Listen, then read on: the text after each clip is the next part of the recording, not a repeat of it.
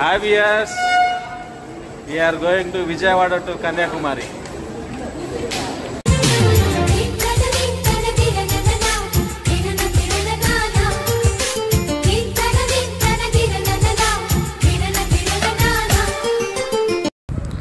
మేమందరం చక్కగా పినాకినీకి వెళ్ళాము. ఏసీ చైర్ కార్లో కూర్చోవడం వల్ల ఇలా అందరూ చక్కగా ఒకేసారి కూర్చొని తినడం కుదిరిందేమో అనుకున్నా నేనైతే.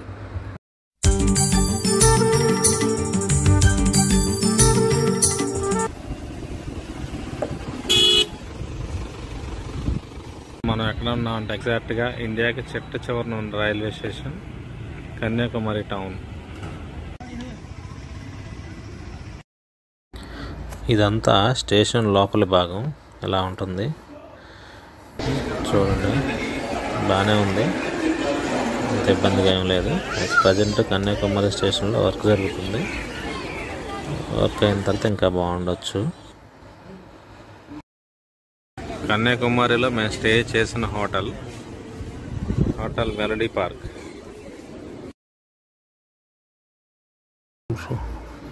హోటల్ రూమ్ తీసుకున్న తర్వాత మేము మళ్ళీ ఫ్రెష్ అయ్యి బయటకు వచ్చాము.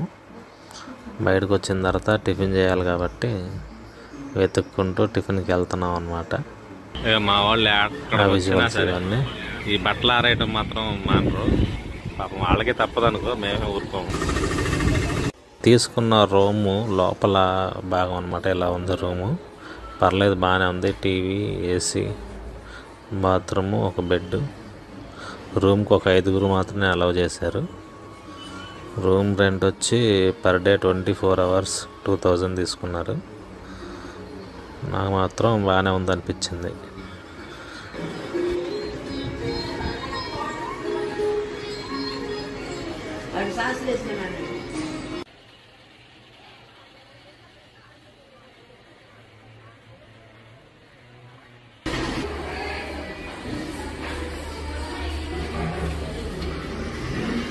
ఇది ఫస్ట్ ఫ్లోర్ సీ వ్యూ అన్నమాట. హోటల్ రూమ్ నుంచే మనకి ఎటు అవసరం లేకుండా ఇక్కడ చిన్న రోడ్డు ఉంది. ఈ రోడ్డు నుంచి వెళ్ళిపోతే సముద్రం ఒడ్డుకి వెళ్ళిపోవచ్చు డైరెక్ట్గా.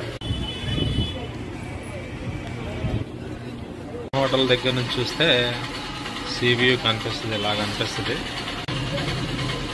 ఒకవేళ సముద్రం దగ్గరికి వెళ్ళకుండా ఇక్కడ రూమ్లోనే ఉండి చూడాలంటే ఇక్కడ నుంచి సీని, హోటల్ రూమ్ నుంచి చూస్తే సన్ రైజ్ ఎలా కనిపిస్తుంది మనకి. సీవీలో ఒక సన్ రైజ్ని చూస్తే ఎంజాయ్ చేయవచ్చు.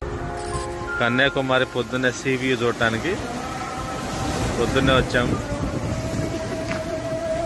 చంద్రుడు అక్కడే ఉన్నాడు, కానీ అప్పుడే సన్ రైజ్ చూడటానికి వచ్చాము.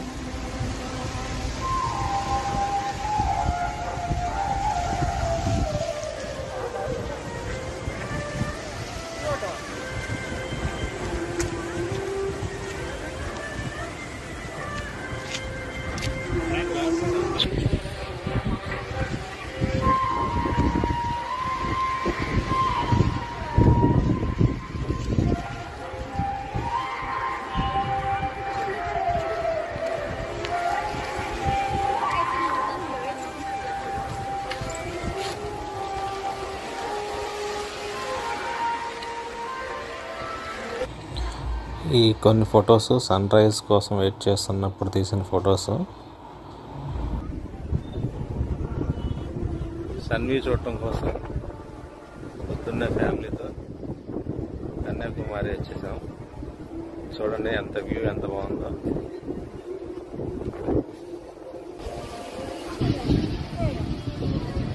చాలా దూరం వచ్చాం అనమాట. ఈ కరకట్ట లాంటిది అనమాట. ఇది కరకట్ట లాంటి దాని మీద చాలా ముందుకు వచ్చామన్నమాట. చూద్దాం ఎలా ఉంటుందో.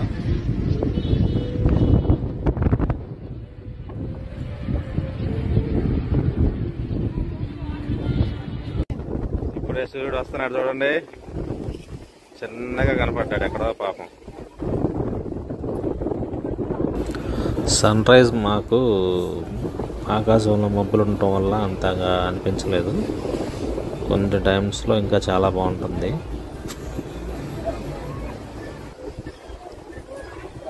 కన్యాకుమారి కన్యాకుమారి సిటీ అన్నమాట.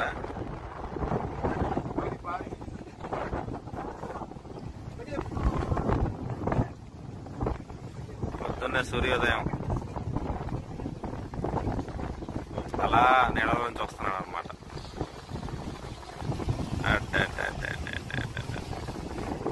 ఫుల్గా వచ్చేసారనమాట.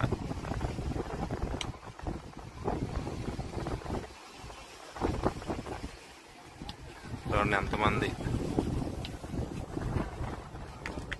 అందరూ ఫోన్లు పట్టుకొని కూర్చున్నారు.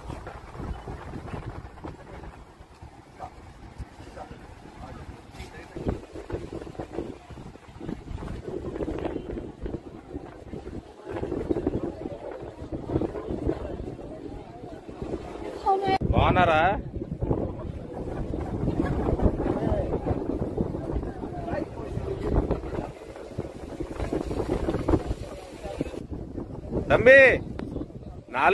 సన్ రైజ్ అయిపోయాక కొన్ని ఫొటోస్ దిగాము అక్కడ కరకట్ట మీద. మా ఫ్రెండ్స్, ఫ్యామిలీస్ అందరితో, పిల్లలతో అందరితో కలిపి ఇలా కొన్ని ఫొటోస్ దిగాము.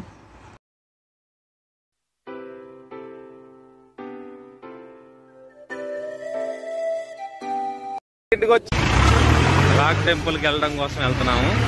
వివేకానంద రాక్ టెంపుల్ కోసం ఢిల్లీ క్యూలో నిలబడాలన్నమాట. వివేకానంద రాక్ టెంపుల్కి వెళ్ళడానికి లైన్ ఇక్కడ దాకా ఉందన్నమాట. అంటే దాదాపు 1 కిలోమీటర్ దాకా ఉన్నట్లు లెక్క. కిలోమీటర్ పైనే ఉంటుంది. ఇక్కడ మనకు కనిపిస్తున్న టెంపుల్ కుమారి అమ్మవారి టెంపుల్ అనమాట. శివుడిని పెళ్లి చేసుకోవడం కోసం ఎదురు చూసి కుదరక కన్యగానే మిగిలింది, అందుకనే కన్యాకుమారి అంటారు. అందువల్ల ఇంకోటి ఏంటంటే ఈ కన్యాకుమారి అనే టౌన్కి పేరు దీనివల్లే వచ్చింది. Poompuhar shipping corporation limited. ఒకవైపు 300 రూపాయల టికెట్, ఒకవైపు 75 రూపీస్ టికెట్ అనమాట. 300 రూపాయల టికెటే ఎంత క్యూ ఉందో చూడండి. ఈరోజు ఎందుకనో పెద్ద క్యూ ఉన్నట్టుంది. 75 రూపాయల టికెట్స్ మాత్రం చూడండి ఎక్కడికో ఉంది. ఇది మెయిన్ ఎంట్రన్స్ టికెట్ అనమాట. ఇది మన వివేకానంద రాక్ టెంపుల్ మెమోరియల్కి వెళ్ళడానికి ఇక్కడ టికెట్ తీసుకుని వెళ్ళాలి.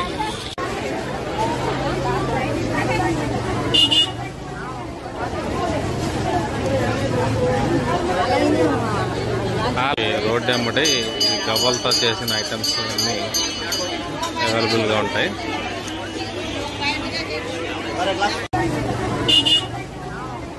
ఇక్కడ ఎంట్రన్స్ అయిన తర్వాత మళ్ళీ ఇక్కడ ఒక ఎంట్రన్స్ ఉంటుంది. ఇదంతా అయిపోయిన తర్వాత ఇదంతా చుట్టూ తిరిగి వెళ్ళిన తర్వాత ఎప్పుడుకో వెళ్తాం అన్నమాట.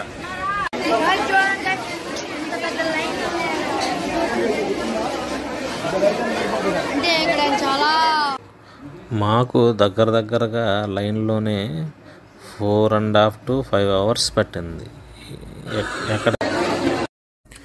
మాకు ఇక్కడికి వచ్చిన తర్వాత తెలిసిన విషయం ఏంటంటే, ఎంతసేపు ఇన్ని గంటలు లైన్లో నిలబడే కంటే ఆన్లైన్లో టికెట్ తీసుకుంటే తొందరగా షిప్ ఎక్కడానికి పర్మిషన్ ఉంటుందని తెలిసింది. మీకు ఏమన్నా అవకాశం ఉంటే దాన్ని ట్రై చేయండి. పూంపుహార్ షిప్పింగ్ కార్పొరేషన్ అని చెప్పి ఒక వెబ్సైట్ ఉంటుంది. దానిలో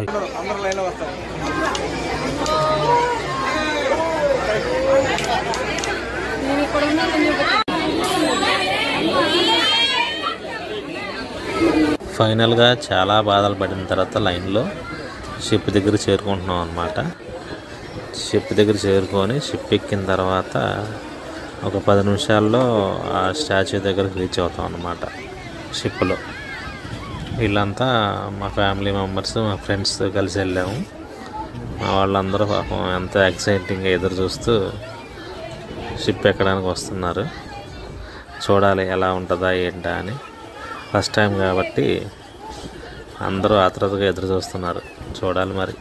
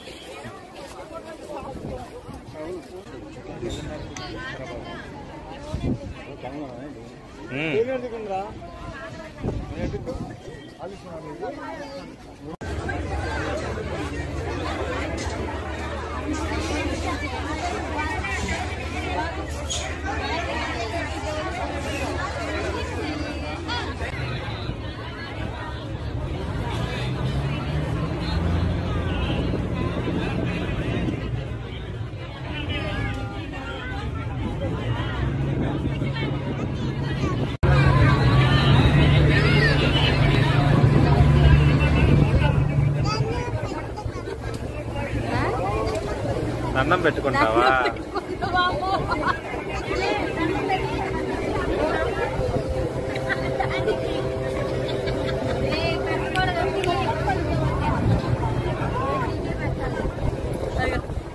ఇదిగో నువ్వు ఇక్కడ దండం దండం దండం దండం.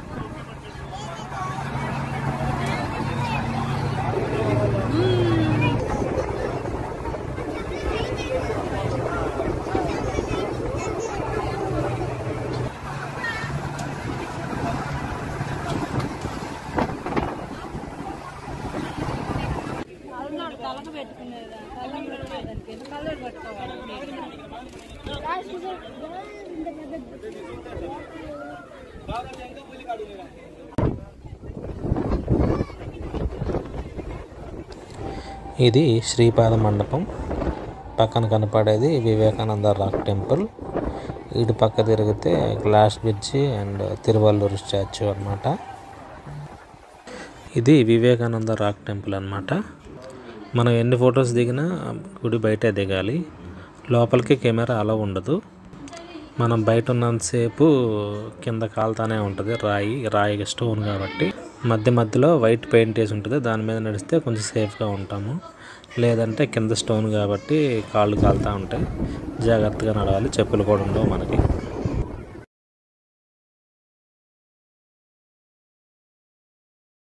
Finally reach Tiruvallur statue. నాకు పర్సనల్గా అనిపించింది ఏంటంటే తిరువల్లూరు స్టాచ్యూ దగ్గరికి వెళ్ళి చూసాకంటే కూడా దూరం నుంచి చూస్తేనే ఆ వ్యూ చాలా బాగుంది అనిపించింది నాకు. దగ్గరికి వెళ్ళిన తర్వాత నడుం దాకే కనబడుతుంది. అంతగా నాకు ఎఫెక్ట్ అనిపించలేదు. మరి మీకు ఎట్లా ఉంటుందో మీరే చూడండి. ఇది గ్లాస్ బ్రిడ్జ్. రీసెంట్గా తమిళనాడు గవర్నమెంట్ కట్టింది. రాక్ టెంపుల్ నుంచి తిరువల్లూరు స్టాచ్యూకి గ్లాస్ బ్రిడ్జ్ కట్టారు. బాగుంది. గ్లాస్ బ్రిడ్జ్ చాలా బాగుంది. పిల్లలైతే బాగా ఎంజాయ్ చేస్తారు గ్లాస్ బ్రిడ్జ్ని చూడటానికి. కింద అలలు వెళ్తూ ఉంటాయి, పైన మనం నడుస్తూ ఉంటాం గ్లాస్ మీద.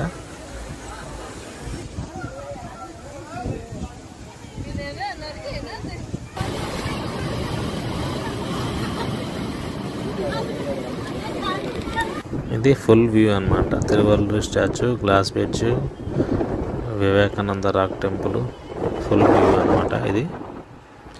మరియు శ్రీపాద మండపం.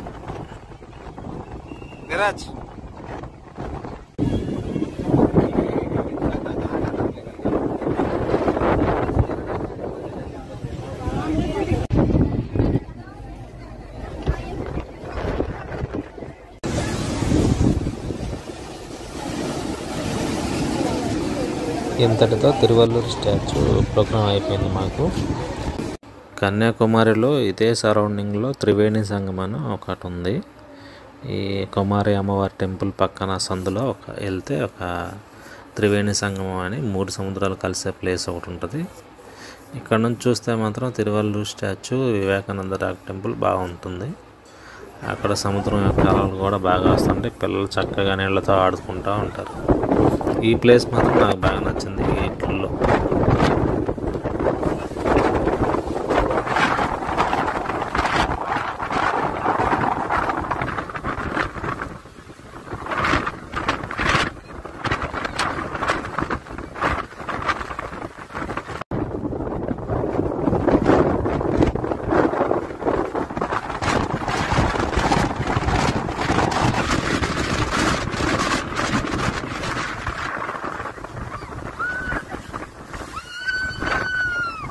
ఇకపోతే కన్యాకుమారిలో ఫేమస్గా మేజర్గా చెప్పాలంటే 3 చర్చిలు ఉన్నాయి. వీటిలో కొన్ని కాదు 3 చర్చిలకి వెళ్ళాము. ఆ 3 చర్చిలు దగ్గర ఫొటోస్ ఇలా దిగాము. చివరిగా సెయింట్ ఆంథోనీ చర్చి దగ్గరికి వెళ్ళిన తర్వాత కొంచెం ముందుకు వెళ్తే అక్కడ కూడా సముద్రం దగ్గర ఆడటానికి కొంచెం ప్లేస్ ఉంది. అక్కడ పిల్లలు కొంచెం నీళ్ళల్లో ఆడారు. కొండ మీద ఫోటోలు అట్లా దిగామన్నమాట.